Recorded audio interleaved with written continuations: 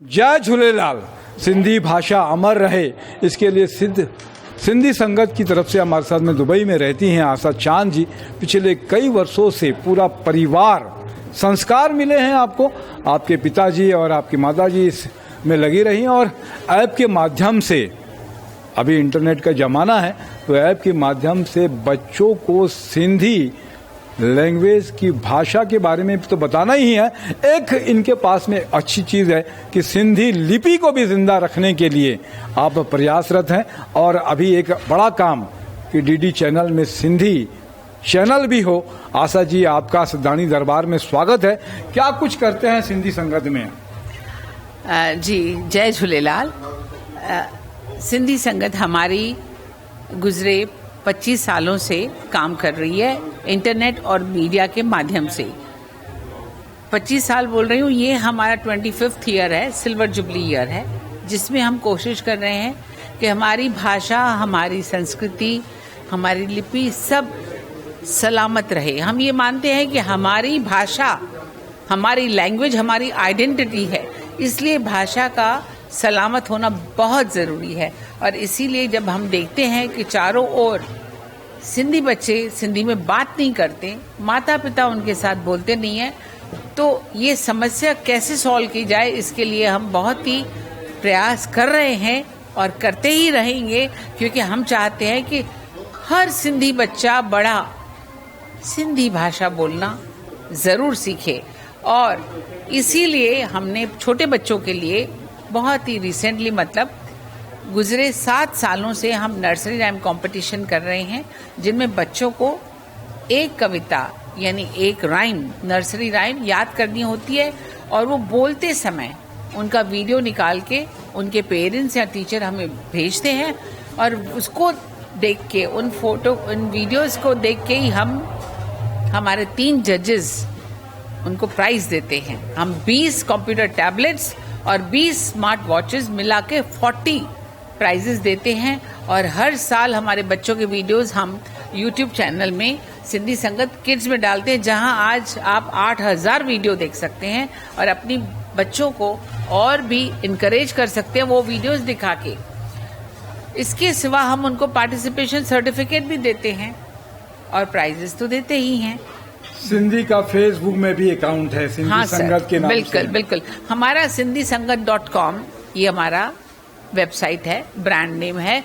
YouTube पे हमारा ये चैनल है जिसमें 1,35,000 मतलब 1,35,000 हमारे सब्सक्राइबर्स हैं। वैसे ही हमारा जो सिंधी संगत वर्ल्ड वाइड फेसबुक है, उसमें 4.5 लाख से ज्यादा हमारे फॉलोअर्स हैं। हमारे पास ट्विटर भी है और सब जितने भी सोशल मीडिया पे हम काफी एक्टिव हैं। आशा जी, एक बात मैं रोक रहा था आपको कि एक लिपि की भी बात की आपने कि सिंधी लिपि, उसमें बड़ा साहित्य लिखा हुआ है।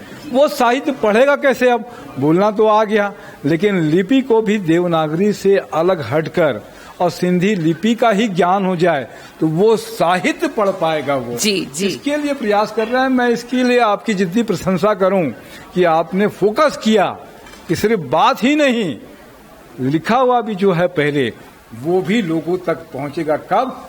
जब लिपि जानेगा वो। सही बात है। देखिए, जब हम अपनी लिपि नहीं जानेंगे तो अपना साहित्य 99.99% हमारा पूरा लिटरेचर सिंधी लिपि में है।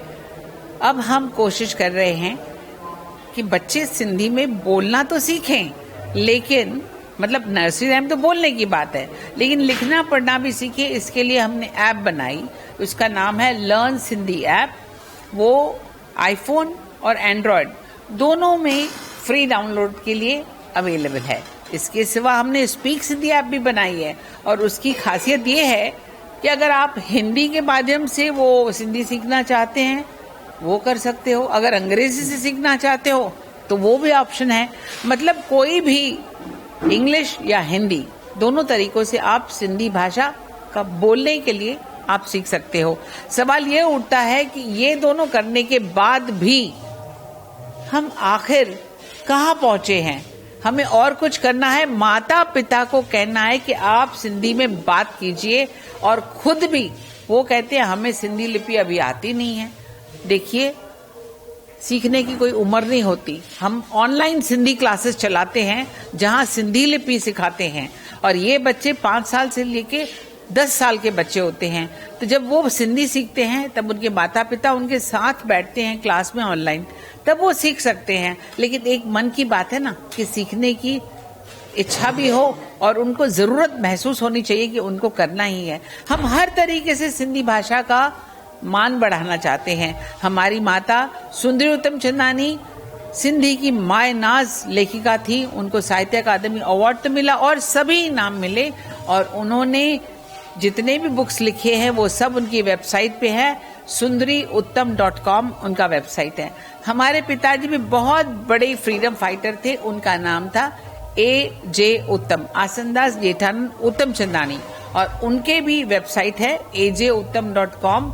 उन्होंने 8th शेड्यूल में हमारी सिंधी लैंग्वेज को लाने के लिए जी तोड़ मेहनत की थी, कीरत बाबानी और गोविंद माली के साथ मिलके। और ये जो लेखक जितनी भी बिरादरी थी उन्होंने मिलके 8वें शेड्यूल में हमारी भाषा को लाया। सवाल ये उठता है अभी भाषा हमारी जब सुनेंगे तब सीखेंगे, इसके लिए जरूरी है हमारे पास एक सिंधी चैनल होना। और इसीलिए दादा राम जेठमलानी जो हमारे पेट्रन थे, उन्होंने हमारे नाम पे एक मुकदमा दायर किया। हम साल 2007 से लेके मांग कर रहे हैं सरकार से कि हमें 24 आवर का चैनल दिया जाए, लेकिन कुछ हो नहीं रहा था।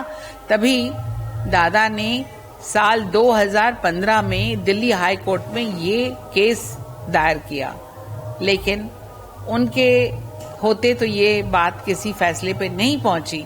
और अब 9 साल के बाद जब ये बात आई है कि जज ने एक फैसला दिया है और उसमें उसने क्या कहा है कि मैं ये आपका केस डिस्पोज ऑफ कर रहा हूं, मैं ये केस डिस्पोज ऑफ कर रहा हूं मतलब बर्खास्त कर रहा हूं। और प्रसार भारती को कह रहा हूं, गवर्नमेंट प्रसार भारती को कहेगी कि जब आपके पास रिसोर्सेज होंगे और पॉलिसी जो भी है वो हिसाब से आप सिंधी लोगों को उनका चैनल दीजिएगा। आप मुझे बताइए, हमारे व्यूअर्स आप बताइए, जब पार्टीशन हुआ तभी बंगालीज को बंगाल मिला, पंजाबीज को पंजाब मिला, तब सिंधियों को सिंध क्यों नहीं मिला?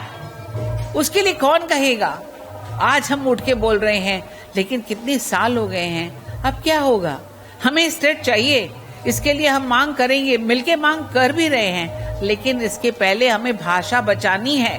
हमारी भाषा बोलने के लिए जो हमारी आइडेंटिटी है, भाषा ही हमारी पहचान है, और ये आइडेंटिटी को बचाने के लिए हमें जी तोड़ मेहनत करनी है। और इसीलिए हम मांग रहे हैं सरकार से 24 आवर्स बाय 7 का डीडी सिंधी चैनल। देखिए, वो सरकार की एक बात तो मानेंगे कि ये जो दूरदर्शन है उसकी रीच भारत के हर शहर में है, जहां भी जाओ वहां कोई भी सुन सकता है। कोई भी कहे यूट्यूब पे क्यों नहीं दे रहे, अपना चैनल क्यों नहीं बना रहे? मुझे आप बताइए कि यूट्यूब जो है वो इंटरनेट के माध्यम से चलता है। कितने लोग हैं जिनके पास स्मार्टफोन है, और कितने लोग हैं जिनके पास इंटरनेट की फैसिलिटी है?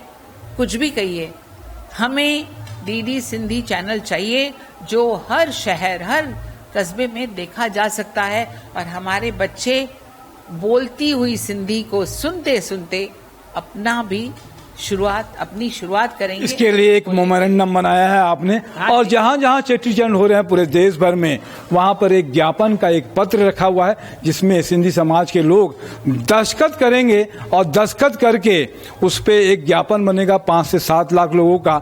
वो 7 लाख लोगों का ज्ञापन सरकार को सौंपने की आपकी योजना है। इसके लिए आप पूरे देश भर में जितने भी लोग जहां पर रहते हैं, चेटी चंड मनाया जाता है, उनसे संपर्क करके ये ज्ञापन का मेमोरेंडम पत्र आप सौंप रहे हैं। ये एक अच्छी बात है। मैं तपेश जैन, नरेंद्र ठाकुर के साथ में आशा जी, आपका बहुत बहुत धन्यवाद। आप जो सिंधी भाषा के लिए उसके काम कर रहे हैं, गर्व होना चाहिए सिंधी समाज को, अभिमान होना चाहिए कि आप इस दिशा में काम कर रहे हैं। जय जय झूलेलाल। जय जय झूलेलाल। जय जय झूलेलाल।